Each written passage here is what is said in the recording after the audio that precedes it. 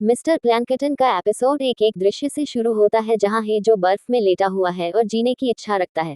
तभी जेमी नाम की एक महिला चिल्लाते हुए उसकी ओर दौड़ती है। फिर सीन में हेजो को दिखाया जाता है जो एक व्यवसाय चलाता है और व्यक्तिगत अनुरोधों को पूरा करता है जो उसे मजेदार लगता है। अपने अगले प्रोजेक्ट की तलाश करते समय एक महिला उसके पास आती है और उसे अपनी शादी से अगवा करने के लिए कहती है। अपने साथी गीहो की आपत्तियों के बावजूद चूंकि महिला का मंगेतर एक गिरोह का सरगना है, हेजो सहमत हो जाता है। उस दुर्भाग्यपूर्ण दिन हेजो शादी में घुस जाता है और अपनी मोटरसाइकिल पर दुल्हन को चुरा लेता है। जैसे ही वे साथ में भागते हैं हेजो को अपना अतीत याद आता है जब उसके माता पिता ने उसे छोड़ दिया था। यादों से अभिभूत होकर वह ध्यान खो देता है और बाइक दुर्घटनाग्रस्त हो जाती है। वह अस्पताल में जागता है और पाता है कि महिला पहले ही हवाई अड्डे के लिए भाग चुकी है। ये पता चलता है कि उसने एक गिरोह के सरगना के पैसे लूट लिए थे और भागने की पूरी योजना बनाई थी। अस्पताल में हेजो को पता चलता है कि उसे अपने बायोलॉजिकल पिता से एक दुर्लभ मस्तिष्क रोग विरासत में मिला है और उसके पास जीने के लिए केवल 3 महीने ही बचे हैं। इस बीच हम जेमी से मिलते हैं जिसके बारे में माना जाता है कि वह 8 सप्ताह की गर्भवती है।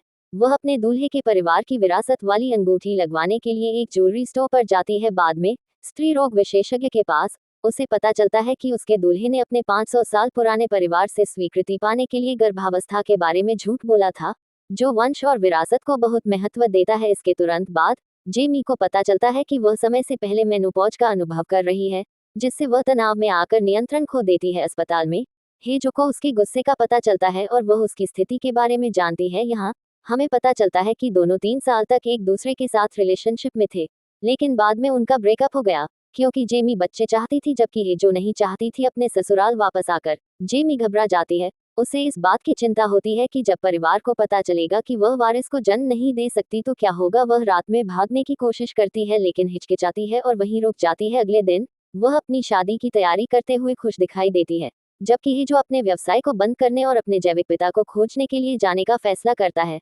अपनी दुर्दशा के बारे में गुस्सा महसूस करता है। इस बीच गैंगस्टर यह मानने से इनकार कर देता है कि उसकी मंगेतर ने भागने की योजना बनाई थी, इसलिए वह हेजो का पीछा करने का फैसला करता है ताकि वह उसकी दुल्हन को चुराने की कीमत चुका सके। हेजो जेमी की शादी में पहुंचता है तथा एपिसोड के अंत में उसे अपने साथ जाने के लिए राजी करने का इरादा रखता है।